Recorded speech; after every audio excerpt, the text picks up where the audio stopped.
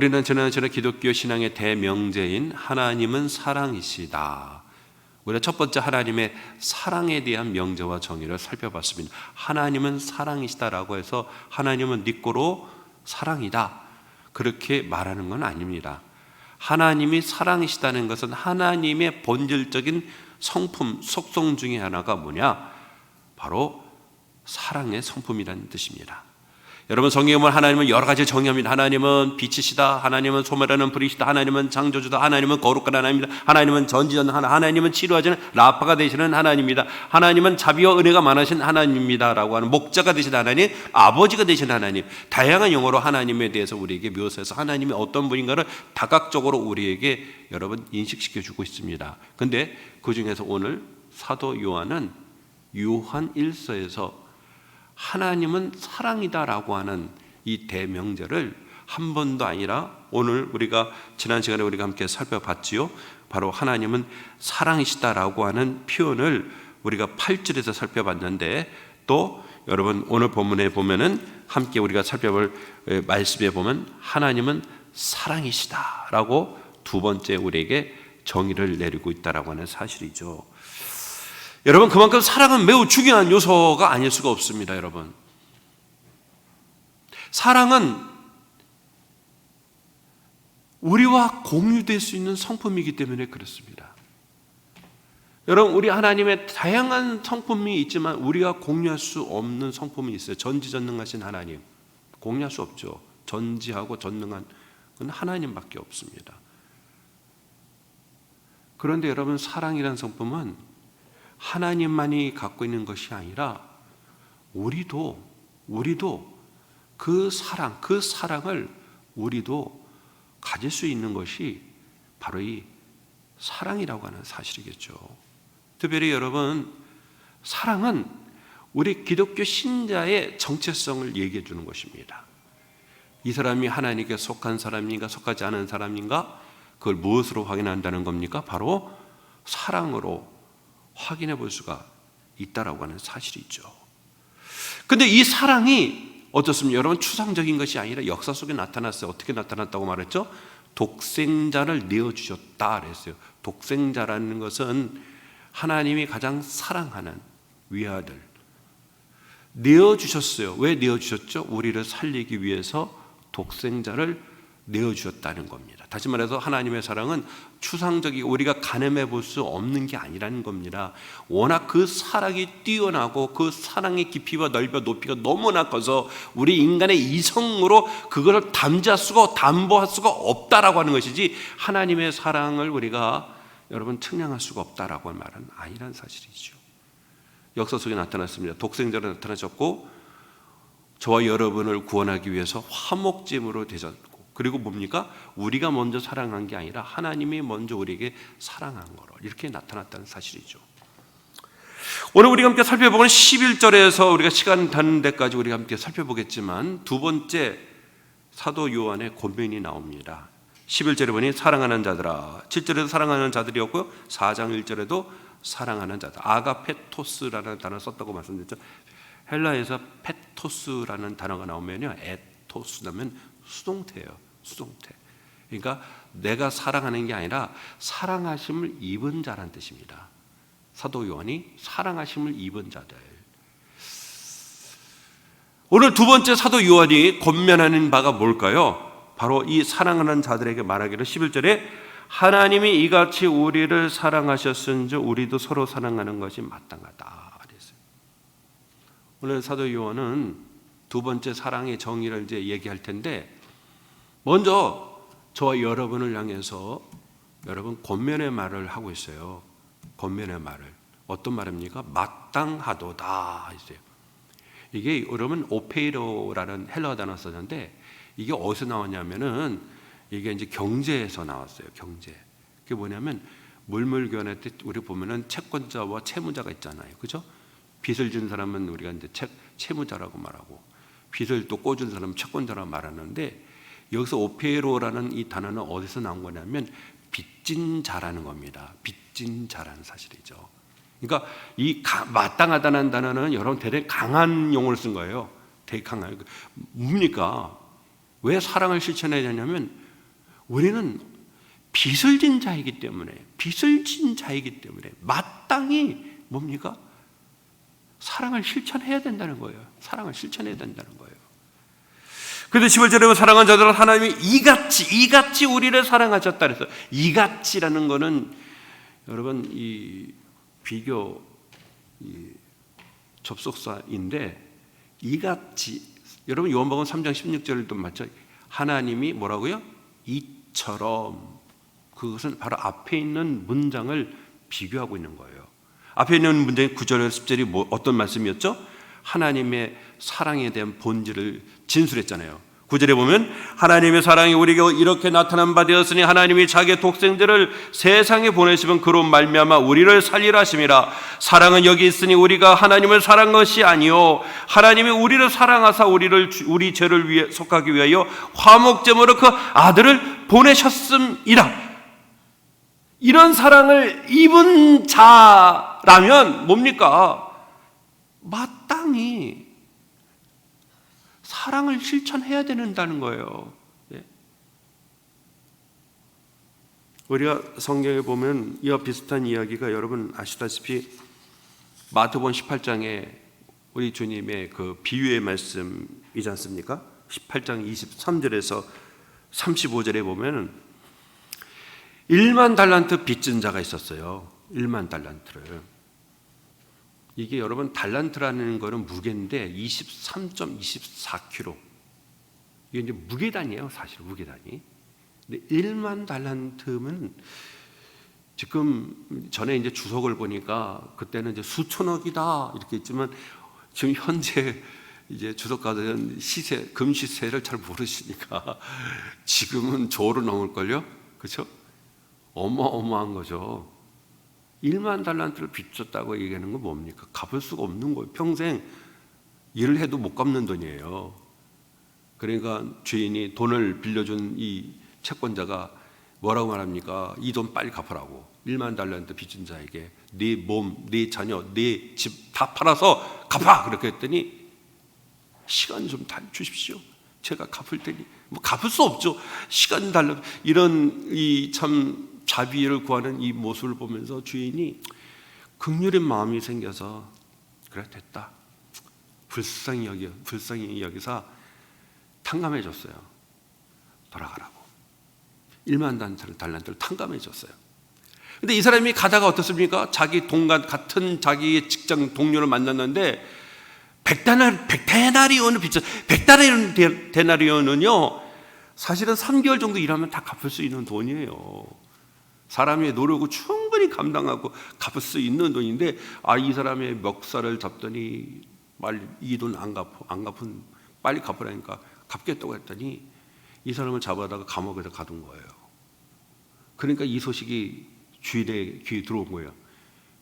괘씸하지 않아요? 1만 달란트는 천문학적인 액수예요. 갚을 수가 없는 거지만 불쌍히 여겨서 탕감해 줬으면 자기가 100달러는 갚을 수 있는 거죠. 시간만 주면 충분히 갚을 수 있는 돈임에도 불구하고 멱살을 잡고 감옥에 가도 갚을 때까지 못 나온다고 이런 못된 놈이 있는 거죠. 주님이 왜 이 비유 얘기를 하신 거예요? 1만 달란트 빚져서 탕감을 받았으면 그만한 큰 은혜를 입었다면 여러분 그의 준하는 자기도 자비와 은혜를 베풀어야 되는 게 아니냐는 사실이죠. 링컨 대통령 때 실제로 있었던 일인데요. 남북전쟁을 하는데 북군 중에 한 젊은 병사가 탈영을 했어요. 근데 붙잡혔어요. 마침 링컨이 그 부대를 방문하게 됐습니다.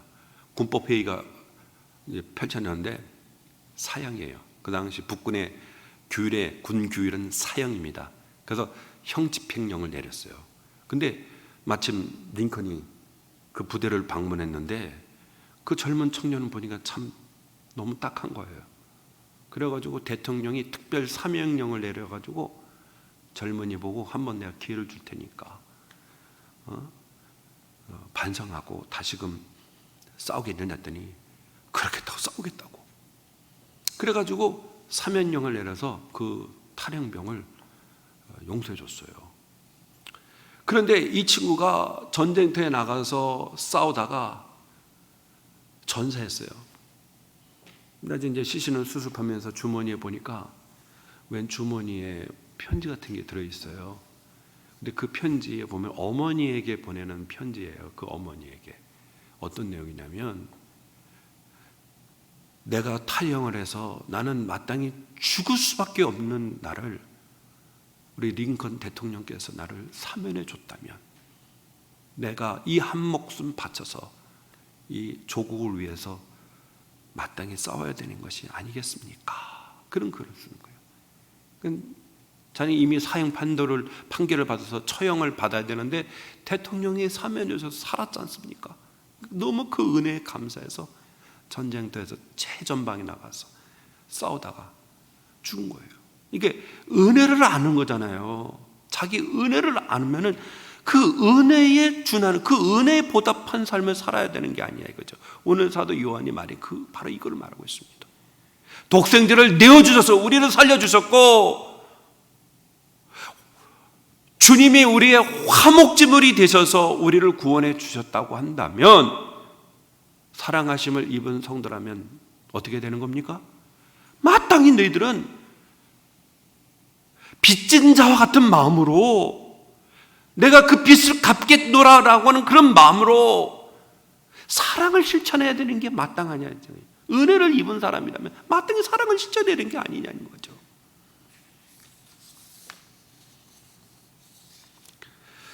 오늘 여러분, 사도 요한은 바로 이 사랑을 실천할 것을 권면하면서 오늘 12절에 보면은 친절하게도 왜 사랑을 실천해야 되는지 그 이유를 얘기합니다. 이유를. 오늘 12절에 보세요. 어느 때나 하나님을 본 사람이 없으되 만일 우리가 서로 사랑하면 하나님이 우리 안에 거하시고 그의 사랑이 우리 안에 온전히 이루어졌느니라. 오늘 12절에는 어떤 말씀이냐면, 11절은 이제 사랑에 대한 실천적인 권면을 하고 있고, 12절은 우리가 왜 그렇게 사랑해야만 하는가, 그 이유와 근거를 얘기하는 거예요. 이유를. 그 이유는 어느 때나 하나님을 본 사람이 없으되 라고 말합니다. 이 말이 이제 원문을 살펴보면 아무도 지금까지 앞으로도 하나님을 본 사람은 역사 속에 없다는 거예요. 그런데 만약에 우리가 서로 사랑하면 여러분, 하나님이 우리 안에 거하신다는 겁니다. 거하신다는 거예요. 그리고 그의 사랑이 우리 안에 온전히 이루어진다는 겁니다. 그러니까 그 하나님의 사랑이 십자가에서 나타났던 사랑이 거기서 멈추는 게 아니라, 그 사랑이 십자가에서 나타난 사랑이 수혜자가 있을 거잖아요. 여기서 온전히 이룬다는 건 목표를 이룬다는 단어 썼어요. 텔로이오마이라는 단어 썼어요. 온전히 목표를 이룬다. 그러니까 십자가에서 나타난 그 사랑이 거기서 멈추는 게 아니라, 그 수많은 역사 속에서 하나님의 택함 받은 사람들이잖아요. 그들을 향해서 이 사랑이 흘러가서 하나님의 목적이 온전히 성취되어진다는 사실이죠. 여러분, 우리가 신약 성경에 보면은 하나님을 가까이 하거나 하나님을 대면하거나 하나님을 본 사람들이 등장합니다. 그 중에 대표적인 것이 이제 야곱이죠. 야곱이 야복강가에서 이 씨름하는 장면을 우리에게 보여주지 않습니까? 나중에 그 이름을 뭐라고 말해요? 분이엘이라고 말하죠. 분이엘이 뭐냐면 내가 하나님을 대면했다. 내가 하나님을 대면했다. 그런 의미를 갖고 있어요. 야복강가에서 이 야곱이 씨름하는 기도 속에서 내게 복을 주시지 않으면은 내가 보낼 수가 없다고 했더니, 새벽에 이제 동이 트니까 놔주지를 않잖아요. 그래가지고 손으로 이 환도뼈를 그냥 살짝 건드렸는데 위골이 돼버렸어요. 위골이 돼요. 그래서 이스라엘 사람들은 그 이래로 환도뼈에 있는 힘줄을 안 먹는다고요. 그런 이제 유래가 생겼다고 말을 했죠. 그래서 하나님을 대면했다. 그러죠? 모세도 여러분 어떻습니까? 시내산 떨기나무에서 모세야 모세야. 아니 소리가 나는 거예요. 떨기나무에 불이 붙었는데 떨기나무가 타지 않는 거예요. 신기해서 가까이 갔더니 소리가 나죠. 모세야 모세야. 내가 여기 있나이다. 네가 선 곳은 거룩한 곳이니 네 발에 신을 벗어라. 떨기나무에 임재하신 하나님을 만납니다. 모세가 시내산에서 이스라엘 백성들이 큰 범죄를 저질렀을 때에 하나님 주의 영광 보여달라고, 그래서 하나님이 뭐라 말합니까? 나를 보고 살 자가 없다. 바위 틈에다가 모세를 두고 하나님이 지나가시죠. 그래서 하나님의 등을 보여주십니다. 여러분 사도 바울도 담에서 도상에서 그 찬란한 그 햇빛 아래 누굴 만납니까? 부활하신 주님의 영광의 모습을 만나잖아요. 그리고 요한계시록에도 보면은 사도 요한이 밤모섬에서 부활하신 주님을 만나고, 이사야는 6장에서 여러분 성전 가운데 높이 들리신 하나님을 만납니다. 여러분 신구약 성경에 보면은 여러 하나님의 사람들이 하나님을 만나는 장면에 대해 야곱은 뭡니까? 씨름을 하기도 하고, 모세는 떨기나무에서 만나기도 하고, 시내산 밑에서 하나님의 영광을, 하나님이 선포하시면 지는 하나님의 영광을 보기도 하고, 바울은 담에서 도상에서 여러분 어떻습니까? 하나님의 그 주님의 그 부활하신 영광의 주님의 모습을 보니까 눈이 실명이 됐잖아요. 아나니아가 와서 안수를 하니까 눈꺼풀처럼 비늘처럼 벗겨지면서 앞을 보는데 얼마나 그 빛이 찬란하면 3일 동안 실명을 합니까? 그리고 사도 요한은 밤모섬에서 주님을 만납니다. 그런데 여러분 기억하세요. 오늘 사도 요한이 거짓말하는 거 아니잖아요. 아무도 하나님을 본 자가 없으되라 했잖아요. 신구약에 수많은 사람이 하나님을 만나도 하나님을 직관한 건 아니란 뜻입니다. 하나님의 현현, 하나님의 계시를 본 것이지 하나님의 영광의 본체를 직관한 건 아닙니다. 아시다시피 여러분 야곱이 야복강가에서 여러분 씨름을 할 때 그가 하나님을 대면했다고 했는데 분명한 것은 뭡니까? 사람의 모습으로 다가왔어요. 우리 하나님은 영이십니다. 그리고 모세가 떨기나무에서 모세야 모세야 불 가운데 임재하셨잖아요. 그렇죠? 그런데 떨기나무의 불 가운데 현현하신 것이 하나님의 영광의 본체는 아닙니다. 모세가 시내산에서 하나님이 은혜롭고 자비롭고 노하기를 더디하고 인자와 진실이 많은 하나님이라고 지나갔을 때도 성경에 뭐라고 하죠? 하나님의 등만 봤다 그러죠. 등 직관한 건 아닙니다. 그러면 사도 바울이 다마스 도상은 뭡니까? 다른 태양빛과 같은 하나님의 부활하신 주님의 현현을 본 것이지 그 영광의 직관을 한 것은 아닙니다. 특히 사도 요한이 밤모성에서 보십시오 여러분, 눈은 불꽃 같고 그 발은 빛난 주석과 같고 그 입에는 검이 나오고 그림을 그려놓으면은 대단히 무시무시한 분이에요.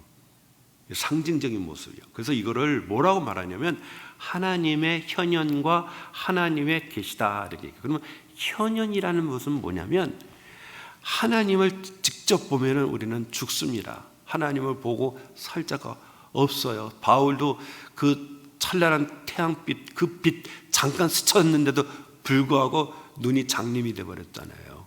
예? 그 현현이라는 것은 또 다른 계시의 매체와 또 다른 여러분 상징적인 매체를 통해서 하나님이 자기 자신을 드러내고 계시하신 것이라는 뜻입니다. 다시 말해서 하나님의 본체를 직접 본 게 아니라 바로 어떤 매체를 통해서 상징적인 매체를 통해서 때로는 인간의 모습이기도 하고 때로는 떨기나무에서 타는 불과 같기도 하고 때로는 태양빛 같은 그런 빛과 같고 이러한 매체를 통해서 하나님의 존재와 그 영광과 위엄을 드러낸 것이지 두 눈으로 본 것은 아니란 사실이에요. 그런데 오늘 여러분 뭡니까? 사랑을 실천하게 되어지면 어떤 일이 있냐면 하나님이 우리 가운데 거한다는 뜻이에요. 여기서 메노라는 단어가 썼는데 이게 현재형이에요. 그게 뭐냐면 잠깐 마시러 왔다가 가는 게 아니라 한번 오시면 영원히 우리를 떠나지 아니하고 우리와 함께 계신다는 뜻입니다. 이게 거한다는 거예요. 그러니까 사랑의 실천 속에서 뭡니까 여러분? 주님이 하나님이 우리 안에 거하신다는 것을 우리가 경험하게 되어진다는 사실이에요. 그러면 그 하나님이 누구인가? 오늘 13절에 사도 요한이 얘기하죠. 그의 성령을 우리에게 주심으로 우리가 그 안에 거하고 그가 우리 안에 거하는 줄을 아느니라 그랬어요. 여러분 어떻습니까? 주의 계명에 순종해서 우리가 사랑을 실천하게 될 때 하나님이 우리 안에 거하시는데 우리 안에 거하시는 분이 누구라는 겁니까? 바로 성령 하나님이 우리 안에, 우리 속에, 우리의 내면 속에, 우리의 심령 속에 성령 하나님이 거하신다는 거예요. 어느 곳에 계세요? 머리 위에 계세요? 심장 속에 있어요? 콩팥에 있어요? 창자 속에 있어요? 그 우리는 알 수가 없어요. 신비합니다. 근데 그 하나님이 우리의 내면과 우리의 심령 가운데 우리와 가장 가까운 곳에서 우리와 함께 한다고.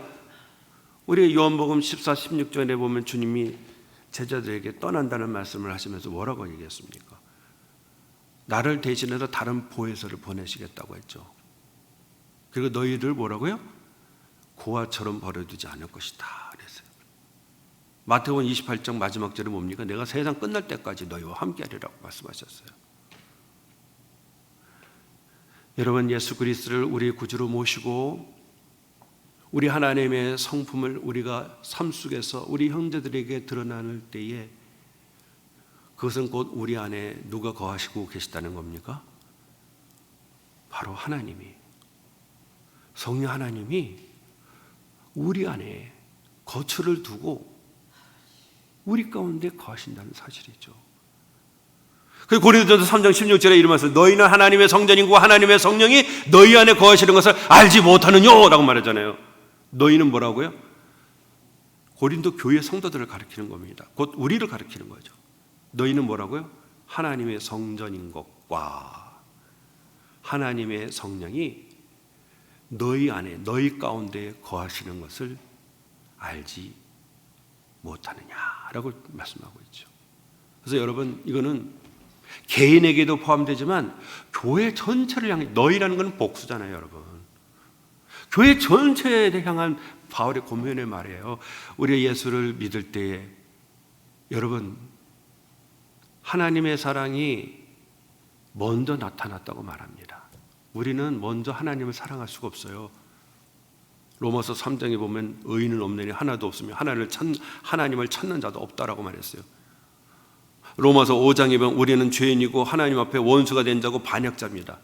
그런 우리가 먼저 하나님을 사랑한 게 아니라 사랑할 수도 없어요. 하나님이 먼저 우리를 사랑하신 거예요. 바로 이 사랑을 입을 때에 성령 하나님이 믿는 자의 심령 속에 임재를 하셔서 여러분 제일 먼저 우리 안에서 뭘 일으킵니까? 우리 안에서 중생과 거듭남을 일으킵니다. 성령 하나님이 우리 가운데 임재할 때 제일 먼저 행하시는 것은 뭐냐면 우리의 죽은 영혼을 다시금 살립니다. 이게 중생과 거듭남이죠. 그런데 이 중생과 거듭남 베드로서 1장 23절에 뭐라고 합니까? 너희가 거듭난 것은 썩어질 씨로 된 것이 아니요 썩어지지 아니하고 항상 있는 하나님의 말씀으로 되었느니라. 그렇죠? 야고보서전 4장에 보면 하나님 말씀으로 난 자들이다 이렇게 얘기하잖아요. 그러니까 다시 말해서 하나님이 우리를 살리고 중생과 거듭나게 하실 때에 하나님은 어떤 걸 수단을 사용하신다는 거예요? 말씀이라는 수단을 가지고 우리의 영혼을 고쳐주신다는 겁니다. 그래서 우리가 예배 가운데 혹은 개개인이 하나님의 말씀을 우리가 붙들고 그 말씀을 우리가 읽고 이해할 때 읽고 이해하고 깨닫게 하시는 것도 누가 하시는 겁니까, 여러분? 성령 하나님이 우리 가운데 역사하신 거예요. 그걸 우리를 성령의 조명이라고 해요. 비친다 하잖아요. 전에는 어둠입니다. 성경을 보면 검은 건 글씨고 흰 건 종이입니다. 전혀 우리 가운데 다가오셨던 그 말씀을 우리가 붙들고 말씀을 읽는 그 순간 성령 하나님이 서치라이트를 확 비춰주지, 우리 눈에 서치를 확 비춰주면서 그 진리, 그 어둠 속에 감췄던 보석을 우리로 하여금 보게 만든다는 거예요. 그리고 그 말씀을 깨닫는 과정 속에서 우리의 죽어있는 심장을 도려내고 하나님이 새로운 심장을 예수의 심장으로 우리를 이식시킨다는 거예요.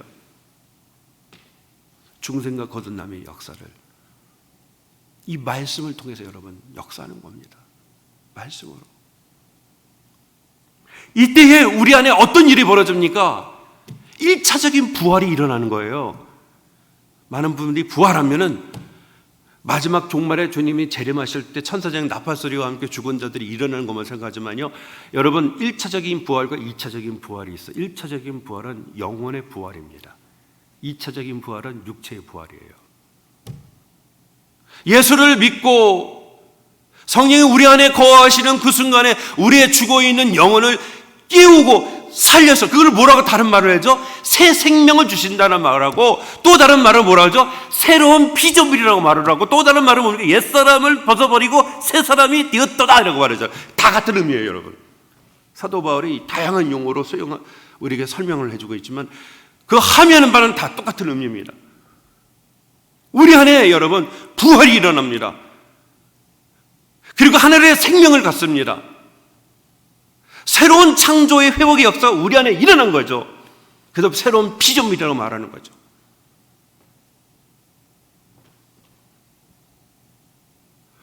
우리의 심령 속에 여러분 하나님의 나라가 임합니다.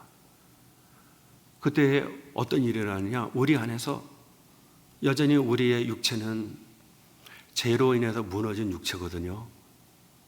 여기서 갈등이 생깁니다. 끊임없이 우리 육체를 통해서 죄는 우리를 자꾸만 발길질해요. 신앙의 롤러코스터를 탑니다. 두 세력이 우리 안에서 접전을 합니다. 갈등합니다. 싸웁니다. 그래서 사도 바울이 갈라디아 5장에 보면 어떤 말씀이죠? 성령을 쫓아 살아라, 육체를 쫓지 마라, 그런 말을 하잖아요. 우리 안에서 끊임없는 갈등이 일어나게 되어지는 거예요. 왜요? 불완전하고 죄로 오염이 되고 타락한 우리들의 몸을 갖고 있기 때문에 우리 안에 심겨진 생명과 영적인 갈등이 우리 속에서 치열하게 일어나는 거예요. 그런데 여러분, 이전에는 우리가 주님의 은혜를 잊기 전에는 우리의 의지는 노예 의지입니다. 그래서 죄의 종노릇했다, 죄 아래 있다, 이런 걸 사도 바울이 로마서도 많이 쓰거든요. 죄 아래. 죄 아래라는 것은 무슨 뜻이냐면 죄 지배 아래 있다는 뜻이에요.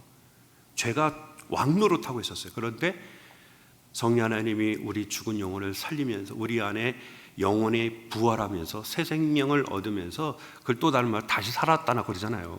이게 부활이라는 말이잖아요. 다시 살았다. 그때부터는 여러분 죄가 우리에게 왕노릇하지 못합니다. 한마디로 말하냐면 죄는 그 권자에서 쫓겨나가지고 지금 우리 안에서 게릴라 작전을 하고 있는 거예요.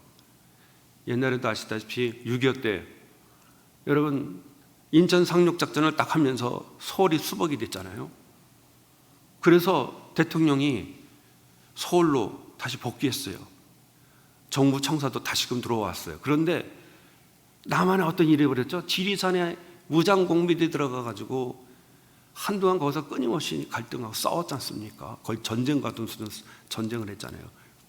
그와 같은 상태예요, 여러분. 예? 인천 상륙작전을 통해서 수도는 회복이 됐어요.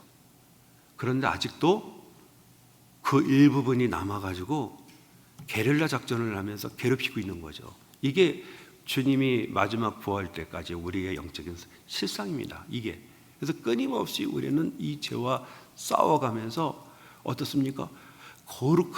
우리가 거룩함을 입도록 우리는 끊임없이 싸워야 하는 거예요. 우리에게 주어진 과제잖아요. 그래서 두려움과 떨림으로 뭡니까? 너희의 구원을 이루라고 빌립보서에서 사도 바울이 3장에서 고민하잖아요. 두려움과 떨림으로 너희의 구원을 이루라.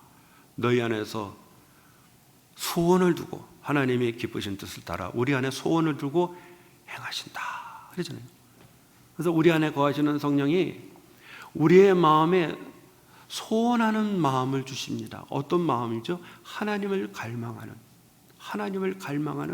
소원의 마음을 주시고, 우리 안에 성령께서 우리가 죄를 지을 때 가슴 아파하시고 우리 안에 죄에 대한 그런 어떤 찔림을 주시기도 하고 동기부여도 하시면서 우리로 하여금 하나님이 거룩하신 것처럼 우리가 그 거룩함을 담도록 우리 안에서 끊임없이 성령 하나님이 동기부여를 하신다는 거예요. 동기부여를 계속 하신다는 거예요. 우리를 이끌어 가십니다. 하나님 나라 들어갈 때까지 우리를 끊임없이 성령 하나님이 이끌어 간다는 사실이에요. 거기에 우리가 순종하며 따라가야 한다는 사실이겠죠. 그래서 그의 성령을 우리에게 주심으로 우리가 그 안에 거하고 그가 또한 우리 안에 거하시는 줄을 아느니라 라고 말하고 있어요. 여러분, 성령은 우리 안에서 많은 일을 행하십니다. 첫째는 제가 말씀드렸듯이 우리를 중생하고 거듭나게 하죠. 두 번째는 성령은 우리 안에서 죄를 죽이게 하신다라고 말씀드렸어요. 우리에게. 그런데 또 하나는 뭐냐면 성령 하나님은 우리 안에 거하시면서 우리가 하나님의 자녀임을 증거하십니다. 로마서 8장 15, 16절에 보니 너희는 다시 무소하는 종의 영을 받지 아니하고 양자의 영을 받았으므로 아바 아버지라 부르짖느니라. 성령이 친히 우리의 영과 더불어 우리가 하나님의 자녀인 것을 증언하셨느니라 그랬어요.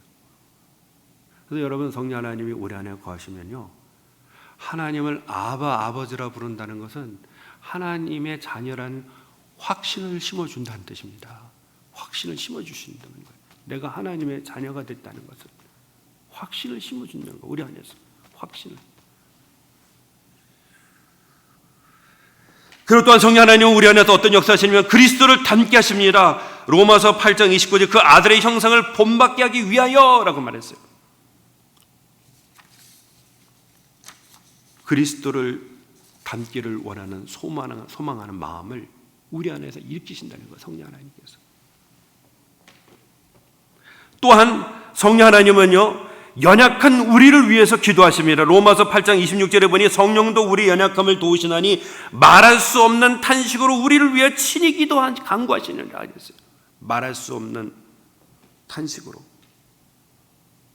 우리를 위해서 성령 하나님이 중보의 기도를 하신다는 거예요. 우리를 위해서 기도하신다는 거예요. 또한 성령 하나님은 장차받을 영광의 보증이 되십니다. 로마서 8장 24절 성령의 처음 익은 열매를 받은 우리가, 에베소서 1장 14절에 보면 뭐죠? 인침바 되었느니라. 그렇죠? 인침바 되었느니라.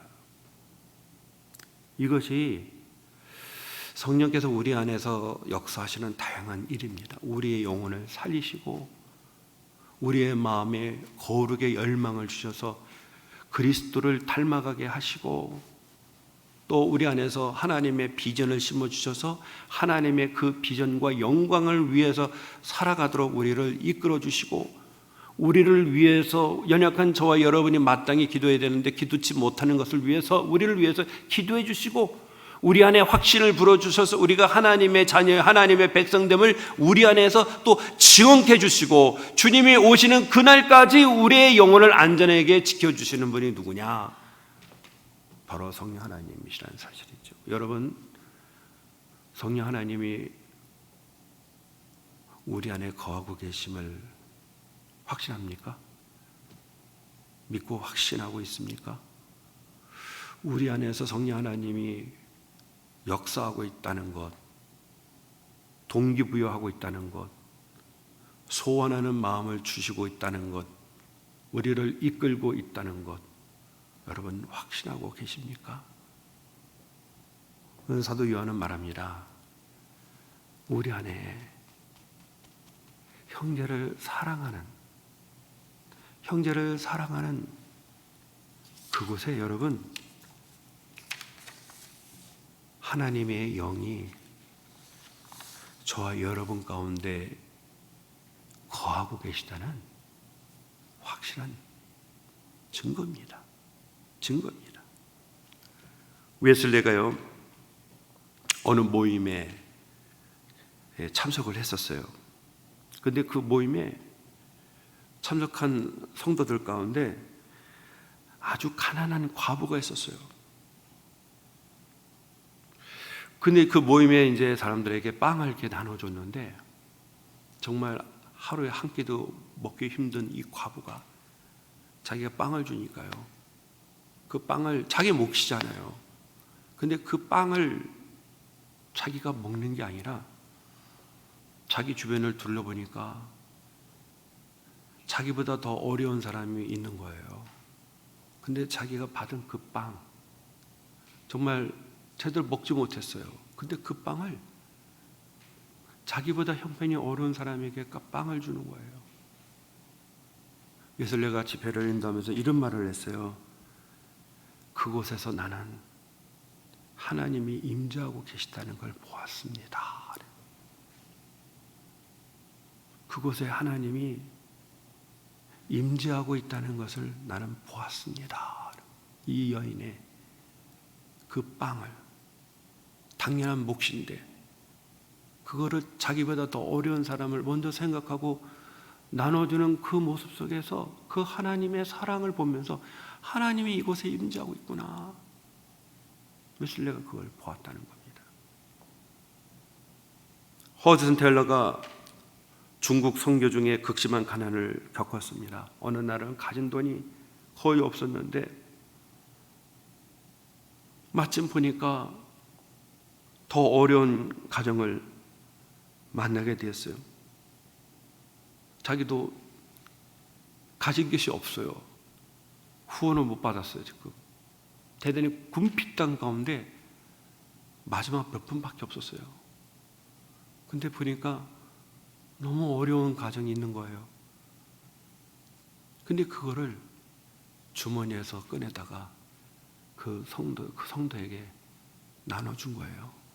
근데 그때 허세 텔러가 그 일기에 이렇게 기록합니다. 하나님께서 그 방 안에 계신 것처럼 느껴졌습니다. 하나님이 그 방에 계신 것처럼 느껴졌다는 거예요. 하나님의 임재를 거기서 경험하게 된 거예요. 나보다 더 어려운 사람인데. 근데 나도 지금 돈이 없어서 당장 굶어야 되는, 후원을 못 받아서 지금 몇 푼도 안 남은 작은 돈인데 나보다 더 어려운 사람을 보면서 그리스도의 사랑으로 그에게 드렸는데 거기서 허드슨 텔러는 하나님이 자기에게 임재하고 있다는 것, 그 방에서 자기는 하나님의 자기에게 임재하고 있다는 것을 경험하게 되었다라고 말하고 있습니다. 여러분 말씀을 맺도록 하겠습니다.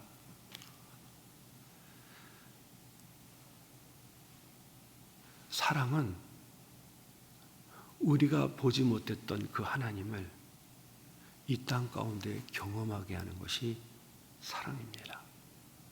그리고 그 사랑은 그 안에 누가 계시다는 겁니까? 성령 하나님이 그 안에 거하고 계시다는 사실입니다. 우리는 그 하나님과 함께 거하며 살아가고 있습니까? 그 사람이 바로 하나님의 자녀요, 그리스도인요, 구속받은 그리스도의 십자가의 사랑을 입은 하나님의 백성인 줄로 믿습니다. 기도하겠습니다. 하나님 아버지 감사합니다. 오늘도